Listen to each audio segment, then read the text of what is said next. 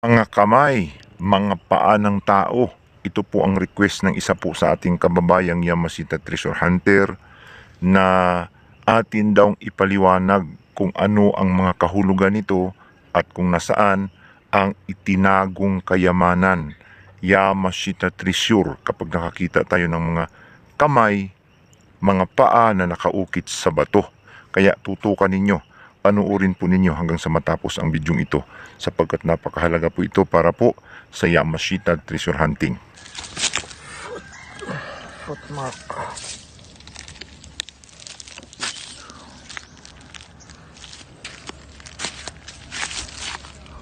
Ano ito?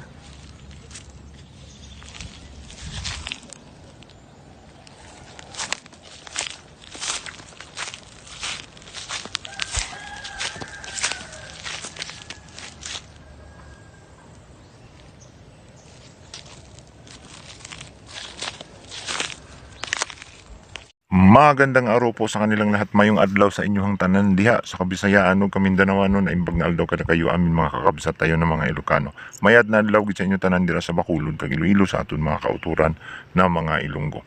Assalamualaikum warahmatullahi taala wabarakatuh. Luzon, Visayas, Mindanao hanggang Sabah. Tayo na naman po ay magbabalik sa isa na naman pong napakagandang topic na atin pong pag-uusapan ngayon tungkol po sa Yamashita Treasure Hunting at ito nga, no? Ay ang isa na namang request ng ating pong kababayang Yamashita Treasure Hunter na pag-uusapan natin ito pong mga kamay at mga paa, no, na mga sign markers ng Yamashita Treasure nakaukit sa bato, no. Ito po ang ating isa-isahin kung ano ang mga kahulugan nito at saan posibleng nakatago ang mga ginto o Yamashita Treasure. Pero bago natin pag-uusapan ito, tayo po muna ay magpapasalamat sa lahat po ng ating mga subscribers, bashers, haters, no? Sa patuloy po ninyong pagsuporta, panonood po sa aking mga videos. Sa hindi pa nakapag-subscribe, pakipindot na lamang po ang subscribe button sa ibaba at ang notification bell para updated po kayo sa mga i-upload kong videos, no? At para mapanood ninyo yung mga nauna ko nang na-upload. At suporta din sa aking channel yan. At pakifollow na rin po ang aking Facebook page, Yusuf Yamato po. So tayo na naman po ay mayroon na namang ibabahagi sa inyong napakahalagang topic, no? Tungkol po ito sa mga itinagong kayamanan ng mga Japanese Imperial Army sa iba't ibang lugar sa bansang Pilipinas. So ngayon nga ay napakagandang topic ng atin pong pag-uusapan. Ito nga po ay ang mga paa, kamay na mga nakaukit sa bato. Marami na pong mga nauna nating na-upload tungkol sa mga paa, no? Subalit ang kamay ay hindi natin masyadong napag-uusapan. So unahin natin itong kamay, no? Ang mga kamay na mga nakaukit sa bato. Kaliwa man ito o kanan, no? Basta't kamay, no? May mga daliri o wala, no? May mga kahulugan pa yan, pero itong tumbok na kahulugan ng kamay, ito po ang ating idiriktang isishare sa inyo.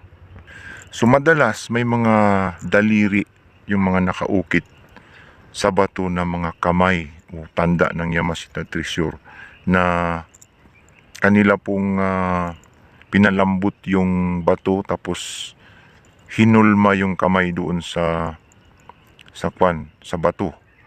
At nang tumigas, nakamarka doon ang mga kamay.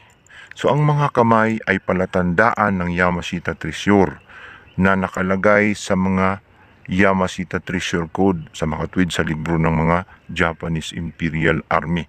Hindi po natin sariling opinion ito, gawa-gawa, kundi ito po talaga ay nakarehistro, no, sa Southeast Asian Yamashita Treasure Code, no? At ang ibig sabihin niyan ay Buddha, no? Nakatagong Buddha. May mga Buddha, may Budang itinago sa lugar, no? Kung saan ito nakalagay, nakaukit ito pong marker. Pero hahalughugin ito, hahanapin pa. So iti-treasure hunt mo pa yun. May mga iba pa itong mga arrowhead, no? Animal character na nagtuturo sa kuweba, no? Karamihan kasi kuweba, space, no? Mountain treasures, pyramids, ang mga kasama niyang mga sign markers. Mountain treasure, nasa bundok siya, no? Pinaloob siya, nilagay siya doon, nilagyan siya ng space, nilagyan siya ng kwarto. Yung Buddha, napakahalaga po kasi sa mga Hapon itong Buddha sapagkat ito po ang mga Diyos-Diyusan nila, no? Mga paniniwala ng mga Japanese Imperial Army. Kaya nilalagay nila ito sa magandang lagayan, space, no? Cuevas, caves, doon nila ipinasok at sinarhan yung entrance. At yung mga entrance nga, kalimitan may mga nakatriangle na mga malalaking bato. Entrance pa lang yun, hindi tumbok, no? Kalimitan hindi pantay ang pagkalagay ng nakatriangle na mga bato pag entrance. Kasi pag pumantay, no, sintro doon yung space o kuweba sa ilalim. So dalawa nga yung nakatriangle, mga hindi pantay at yung pantay ang sukat. Pag pantay, gitna.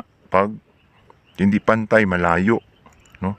Entrance ang ilalim at magdidrift pa para tumbukin yung parang kwarto na napaglagyan ng Buddha, no? Buddha. Pag sinabing Buddha, may mga kasama yan na mga gold bars. Kapag ginto ang Buddha, gold bars, no? May mga iba pang mga treasure na kasama na inilagay doon sa parang space o kuweba sa ilalim ng bundok o gilid ng bundok. So kung magtatanong na naman itong mga kababayan natin na paano kung walang daliri, no? Putol ang daliri, 3 lang ang daliri. So ang nakarehistro kasi sa Yamashita Treasure Code ay mga kamay na may daliri, no? Kaliwa o kanan. So kapag nakita natin ito, yun po ang specific meaning ng nasa Yamashita Treasure Code, no? Buddha ang nakalagay. So iba't iba ang itsura ng Buddha, no? Marami.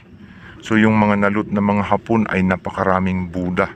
Ilang barko yun, no? May mga bata, babae, may lalaking Buddha, iba't ibang itsura, no? Iba't ibang bansa sa Southeast Asia ang napagkuhanan ng Buddhas. So hindi lang nag-iisa ang Buddhas na Buddha na nakuha, no? Marami. Yung mga nakuha na nung una kila Rogelio Rojas, yun po ay mga Burma, no? Burmese Buddha. Maraming Buddha sa China, ilan ang Buddha na nalot ng mga Japanese Imperial Army. Sa Thailand, no? Sa iba't ibang lugar sa Southeast Asia kabilang ang Singapore, no? Na marami silang Buddha na nakuha. Ito pong mga tinatawag na Laos, no? Yung Myanmar, kabilang sa mga nalot ng mga Japanese Imperial Army. Napakaraming Buddhas, no? May mga bata na maliliit, may malalaki, may lalaki, may babae, may maitim, may layon pa na Buddha. Ito pong sa Singapore. At yun nga, nilagyan ng mga sign markers na sabi doon sa Yamashita Treasure Code ay mga kamay, no? Kamay. Mayroon din naman, no, idagdag natin yung mga mukha, no? Mga mukha na sabi nila Buddha rin daw yun, pero haka-haka lang. Wala pa naman akong nakita doon sa Yamashita Treasure Code na Buddha yung mga mukha. Ang mukha kasi human face ay pointer, no? Facing towards treasure, kung saan siya nakaharap, yung mata niya, kung saan nakatingin, doon ang entrance, no? Doon ang Yamashita Treasure papunta. So kung itatanong natin ilang metro, anong layo, saan hagilapin? So ang kamay at saka itong mga sign markers na kamay na nakaugit sa bato, hindi po naglalarawan ng metro, ilang distansya. May mga sign markers, no, sa ilalim, no, nakabaon sa paligid. May mga arrowhead dyan na heart, no, heart shapes. Kalimitan pag caves o tunnel ang napaglagyan, yung space. Heart talaga, malimit ang arrow dyan, yung tulis niya, patulis na heart shapes na arrow. Yun ang nagtuturo ng direksyon kung saan yung kuweba o caves na napaglagyan ng yung Buddha na yan at yung mga gold bars na kasamahan ng Buddha. So yun ang hahagilapin. Yun ang nagsasabi ng direksyon at saka lokasyon. Mayroon pang iba pang sign doon sa tinuturo na nagtuturo naman kung pailalim ka or padrift ka. So kapag kampo ng mga Hapon, medyo mahirap kasi complex tunnel, no? Maraming lagusan sa ilalim. No, parang gagamba ang ginawa ng mga Hapon dun sa ilalim ng bundok. Parang alam niyo yung circuit board ng electronics na ang IC, yung IC na sa gitna ng circuit board, tapos ang daming mga nakakonek. Ang complex tunnel ay ganun ang mga ginawa ng mga Japanese. Marami silang lagusan sa ilalim. Ang space o kwarto nila nasa gitna ng bundok, nasa gilid ng bundok, mahirap pang mapasok kasi nagkukulide, no? Bumabagsak yung entrance kapag pinapasok natin, no? Colloidal. Napakalupit ng pagka-engineer ng entrance kapag pinasok natin. Kaya nga ang style ng mga foreigner kapag nag-treasure sila, nagdi-drill, no? Binabarinahan muna nila ng mga tubo yan. Tapos pag nakita, sigurado, saka na yun pinaproject na talagang may chamber na maganda papasok sa ilalim. So hindi bara-bara. Sa atin, makalimitan kasi makita natin mga sign markers, automatic. Pag-usapan ka agad, nandyan na, no? Hindi, napakahirap, napakalupit ang pagkagawa ng mga Japanese Imperial Army. Pagdating po sa mga ganitong klaseng treasure, pag Buddha, mga malalaking treasure yan, mga big deposit ang mga ito. So, pangalawa, ito pong mga paa, no? Madalas marami ang mga paa na makikita natin sa Yamashita Treasure sites, at marami tayong nare-receive na mga picture ng mga paang nakamarka sa mga bato. May iba walang daliri, mayroong mga sapatos lang, no? Ang mga paa kaliwa man o kanan, no, may daliri man o wala, ay nagsasabi itong distansya, no? Kapag ang paa ay kaliwa, ay tumungo sa kaliwa. Kapag ang paa naman ay kanan, ay pumunta sa kanan. Sabi nila yung daliri, no? Yung daliri, mayroon tayong nakita na recovery operations tungkol sa kunigo ng paa na ang daliri ay metro. Kung 5 ang daliri, 5 metro mula sa kanang paa o kaliwang paa, ay magsukat tayo ng 5 metro. At doon, 5 meters lang daw, nandoon na ang Yamashita Treasure. Kung kaliwa, nasa kaliwa. Kung kanan, nasa kanan. Pero, ang pinakamagandang kahulugan nito na nasa Yamashita Treasure Code ay trail to treasure, no? Kapag nakakita tayo ng paa, ay hanapin direkta ang Yamashita Treasure, tumbok, no, sa mga lumang dinadaanan ng tao. Spanish Trail, yung mga lumang daanan nung unang panahon, no, na ginawa ng mga Hapon, dinadaanan ng mga lumang tao noon. Yun, doon ang Yamashita Treasure kapag paa. Pero pag nakakita tayo ng mga lumang daanan, lumang kalsada noong unang panahon, minsan dead end. Wala nang continuation maliban sa mga maliliit na lang na daanan. Dead end, doon sa dulo, kung saan naputol yung kalsada, doon, nandoon ang sikreto. Yan po ang nakalagay ayon sa Yamashita Treasure Code, no, sa mga treasure recovery, sa mga experience ng iba pang mga Yamashita Treasure Hunters, no, sa usap-usapan ng mga Yamashita Treasure Groups, ay nasa dead end ng lumang daanan. Both sides, ha, kasi yung entrada may dead end din yan, doon sa dulo may dead end. Kaya pag sinabing dead end, no, both sides, pwedeng sa likod, pwedeng sa harap. So hahagilapin. Kaya nga Yamashita Treasure Hunting, at least may clue tayo na doon sa dulo ng lumang kalsada.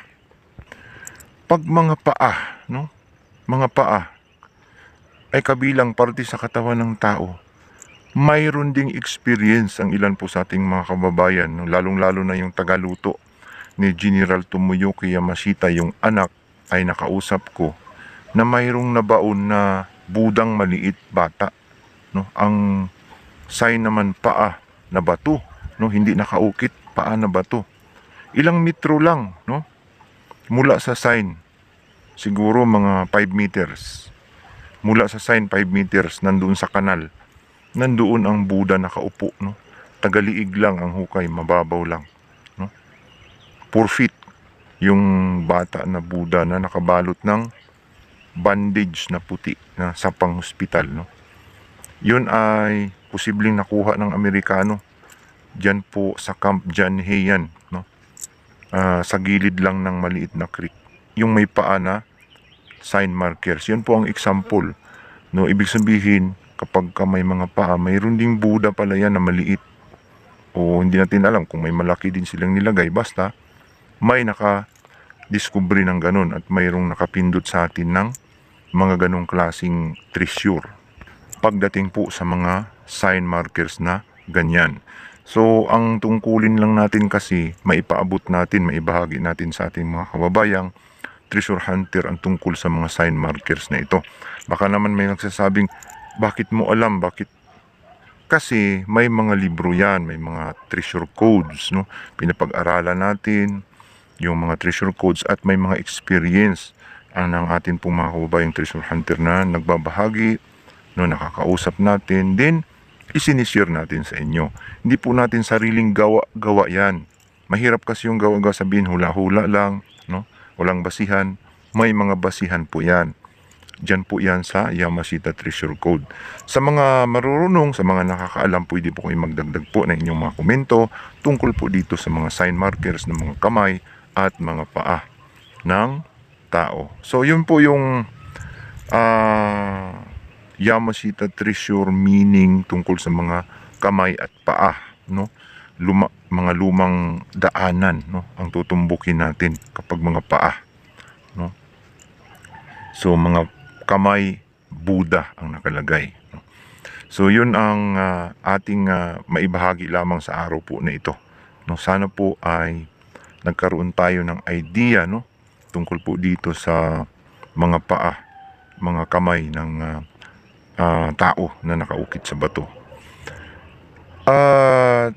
Bago tayo magtapos, no, idagdag pala natin doon sa paa, ang mga paa, volume of treasures, no, malaki yung kayamanan na itago, hindi maliit.